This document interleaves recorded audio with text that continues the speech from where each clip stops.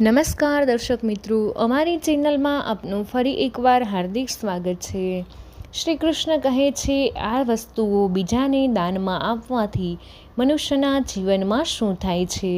તો મિત્રો, આજે ઘણા લોકો એવા છે જે પોતાને બરબાદ કરી રહ્યા છે, કારણ કે કેટલાય લોકો દાન કરતી વખતે એવી વસ્તુઓનું દાન કરે છે જેનું દાન ન કરવું જોઈએ। ભગવાન શ્રી કૃષ્ણ કહે છે કે જે પણ વ્યક્તિ આ વસ્તુઓ અન્ય લોકોને આપે છે તે પોતાને બરબાદ કરી રહ્યા છે, પોતાનું ભાગ્ય પણ ખરાબ કરી રહ્યા છે। જો તમે પણ આ વસ્તુમાંથી કોઈ વસ્તુ બીજી વ્યક્તિની ભલાઈ માટે આપી રહ્યા છો તો સમજજો કે તમે તમારી જિંદગી બરબાદ કરી રહ્યા છો। આજકાલ માણસ પોતાને જ નુકસાન પહોંચાડે છે, એટલે કે પોતે જ ભૂલ કરે છે અને પછી કહે છે, ભગવાન તમે મારી સાથે આવું કેમ કર્યું?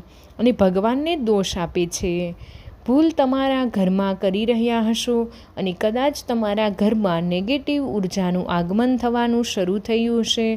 જ્યારે આપણે આવા કામ કરીએ છીએ ત્યારે ઘરની દિશા અને દશા બંને જ બગડી જાય છે।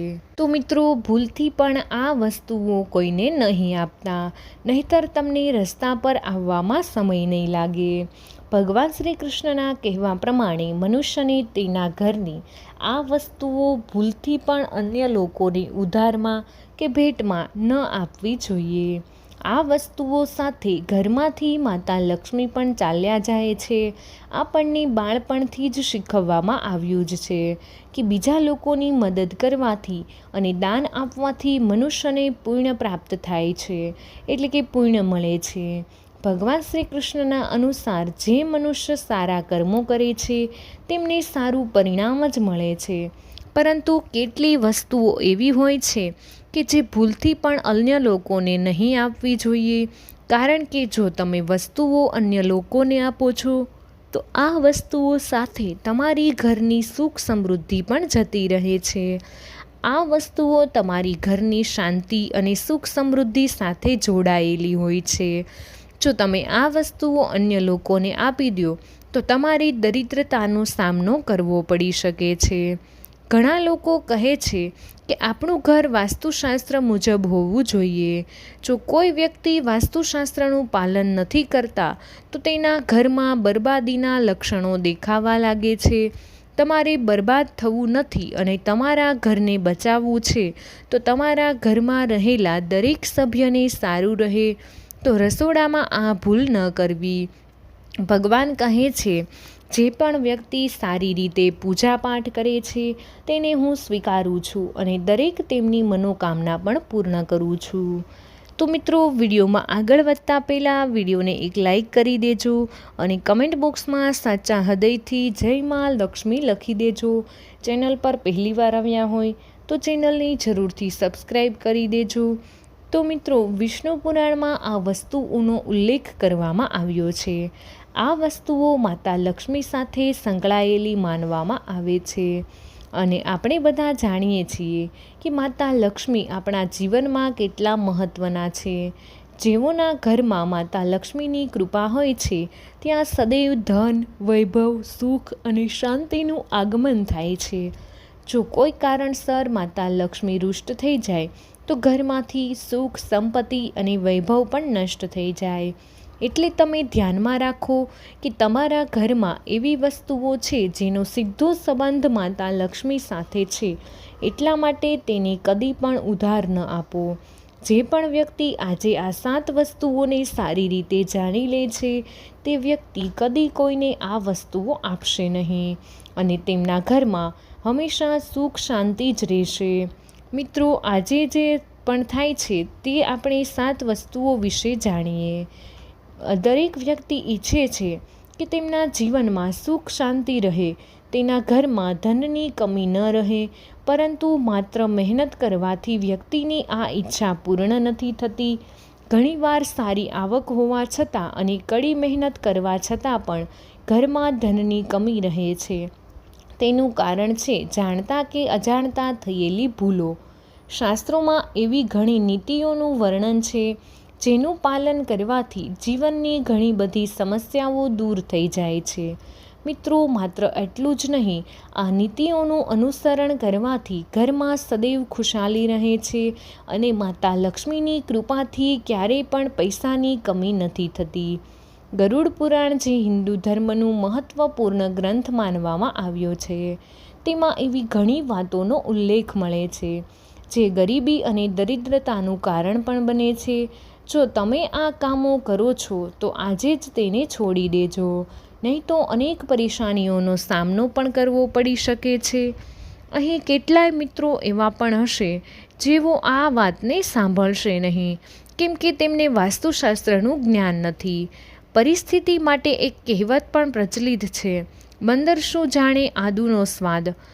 અર્થ કે જો કોઈ વ્યક્તિ વાસ્તુશાસ્ત્ર વિશે નથી જાણતા તો તેને આ ઉપાયોમાં, વિડીયો જોવામાં અને વિશ્વાસ કરવાની બાબતમાં રસ નથી લેતા.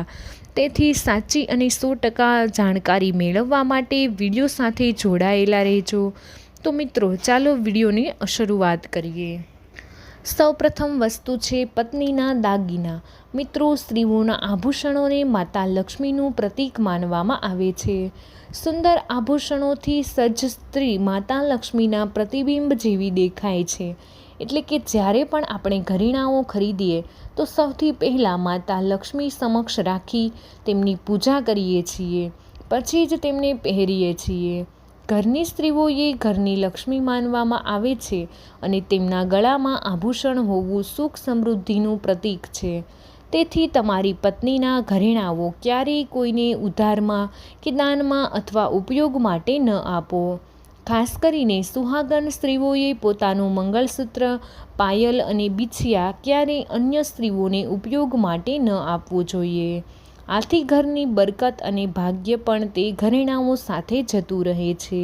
માતા લક્ષ્મી અતિશય રૂષ્ટ થઈ જાય છે, તેથી તમારા ઘરમાં સુખ સમૃદ્ધિ જળવાઈ રહે તે માટે આ ઘરેણાઓ ક્યારેય બીજાને ઉપયોગ માટે આપશો નહીં. મિત્રો, ઘણી બધી સ્ત્રીઓ એવી પણ હોય છે જેમને પોતાના ઘરેણાઓ પસંદ ન હોય અને તેમને બીજી સ્ત્રીઓના ઘરેણાઓ બનાવટ પસંદ આવે છે. આ કારણે ઘણી વખત સ્ત્રીઓ એકબીજાથી ઘરેણાં બદલાવીને પહેરે છે. પણ મિત્રો, આવું કરવું એટલે કે તમે પોતે માતા લક્ષ્મીને નારાજ કરો છો, તેમને ઘરની બહાર મોકલવાની તૈયારી કરી રહ્યા છો. આભૂષણ અથવા ઘરેણાં મહાલક્ષ્મીજીનું પ્રતીક હોય છે અને તમારે પોતાના જ ઘરેણાઓને પહેરવા જોઈએ. કોઈ પણ બીજાના ઘરેણાં ક્યારેય ન પહેરવા જોઈએ. બીજી વસ્તુ છે ઝાડુ.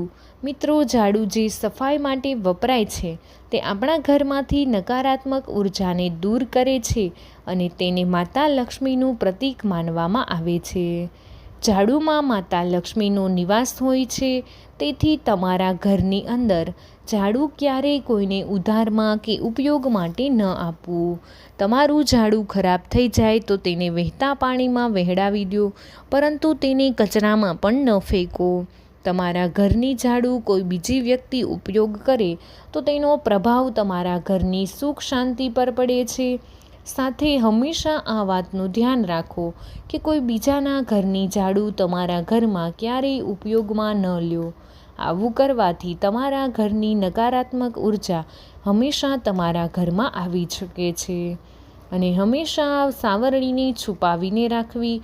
તેને એવી જગ્યા પર રાખો જ્યાં બહારના આવતા વ્યક્તિની નજર તેના પર ન પડે. જો તમે ઝાડુ ખુલ્લી જગ્યાએ રાખો છો તો ઘરમાં વાસ્તુદોષ થઈ શકે છે. તમે તૂટી ગયેલી ઝાડુને તાત્કાલિક ઘરની બહાર કાઢી દો, પરંતુ આ વાતનું ધ્યાન રાખો કે ઝાડુ ક્યારેય પથારીની નીચે ન રાખવું જોઈએ, રસોડામાં પણ ન રાખવું જોઈએ. આમ કરવાથી તમારા પરિવારમાં ઝઘડા વધી શકે છે. તમારે હંમેશા ધ્યાન રાખવું જોઈએ કે ઝાડુ પર ક્યારેય પગ ન પડે. જો તમે ઝાડુને પગ લગાવો છો તો તે માતા લક્ષ્મીનું અપમાન સમાન માનવામાં આવે છે. સાવરણીને પગ લગાવવાથી ઘરમાં વાસ્તુદોષ થઈ શકે છે. તમને આર્થિક નુકસાન પણ થઈ શકે છે. તમે ઘરમાં સાવરણી રાખો છો તો તેને સાચી રીતે રાખવાનું છે. વાસ્તુના નિયમો વિશે જાણવું જરૂરી છે. જેથી તમારી આર્થિક સ્થિતિ સારી રહે, ઘરમાં ખુશહાલી આવે.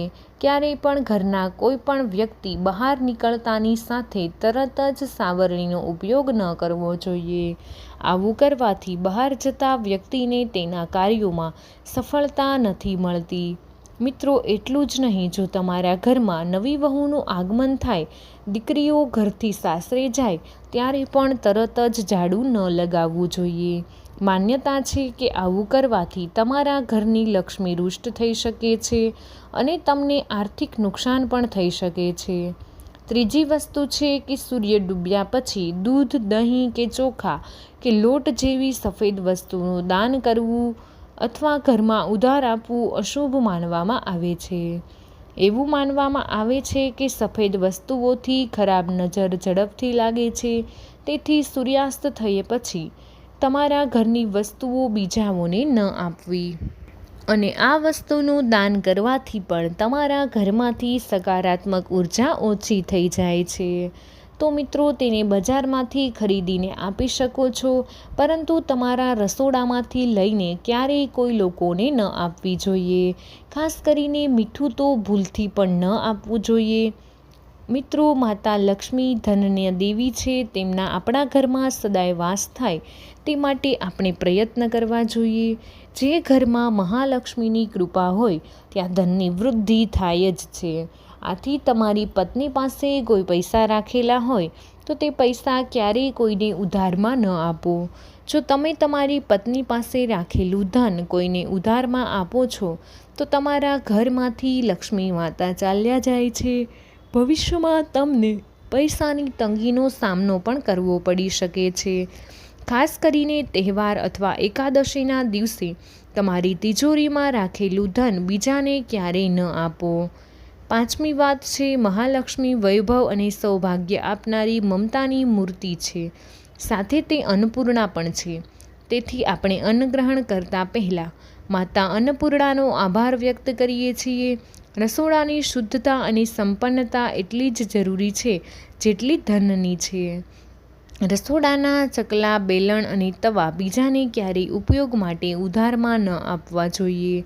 આ વસ્તુઓ બીજાને આપવાથી તમારું ભાગ્ય પણ તેમની સાથે જતું રહે છે. માતા લક્ષ્મીને આ વસ્તુઓ ખૂબ જ પ્રિય છે. બીજી વસ્તુ છે ધારદાર વસ્તુઓ, જેમ કે છરી, કાતર વગેરે. આ વસ્તુઓ ક્યારેય દાનમાં ન આપવી જોઈએ. જ્યોતિષી વિદ્યા પ્રમાણે એવું નુકસાનકારક માનવામાં આવ્યું છે. ધારદાર વસ્તુઓનું દાન કરવાથી પરિવારની સુખ શાંતિ ભંગ થાય છે. ઉપરાંત ઘરના સભ્યો વચ્ચે તણાવ વધે છે અને સંબંધો પણ ખરાબ થાય છે.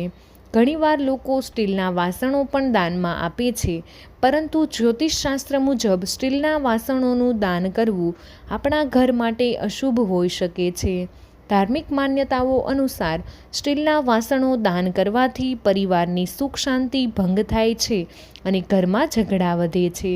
ઘરમાં હંમેશા આર્થિક તંગીનું વાતાવરણ રહે છે. આથી સ્ટીલના વાસણો દાન કરવાથી બચવું જોઈએ. જો તમે પણ સ્ટીલના વાસણોનું દાન કરો છો તો હવેથી તમારે ક્યારેય આ ભૂલ ન કરવી જોઈએ. અને પ્લાસ્ટિકના બનાવટવાળી વસ્તુઓનું દાન પણ ન કરવું જોઈએ. સૂર્યાસ્ત પછી ક્યારેય પણ ડુંગળી અને લસણ પણ દાનમાં ન આપવું જોઈએ. મિત્રો, ફાટેલા ગ્રંથો અને પુસ્તકો. માનવામાં આવે છે કે ક્યારેય પણ ફાટેલા ગ્રંથો અને પુસ્તકોનું દાન પણ ન કરવું જોઈએ. ફાટેલા પુસ્તકોનું દાન કરવાથી ઘરની શાંતિ ભંગ થાય છે, નકારાત્મક ઉર્જાનો પ્રભાવ વધી શકે છે.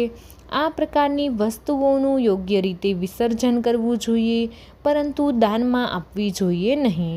હંમેશા ફાટેલી અને જર્જરિત વસ્તુઓથી દૂર રહેવું જોઈએ. તેમની યોગ્ય રીતે વ્યવસ્થા કરવી જોઈએ, જેથી કરીને ઘરમાં સકારાત્મક ઉર્જાનો પ્રવાહ જળવાઈ રહે. તો મિત્રો, વિડીયો પસંદ આવ્યો હોય તો વિડીયોને એક લાઇક કરી અને તમારા બધા જ મિત્રો સાથે વિડીયોને શેર કરી દેજો અને અમારી ચેનલને જરૂરથી સબસ્ક્રાઈબ કરી દેજો.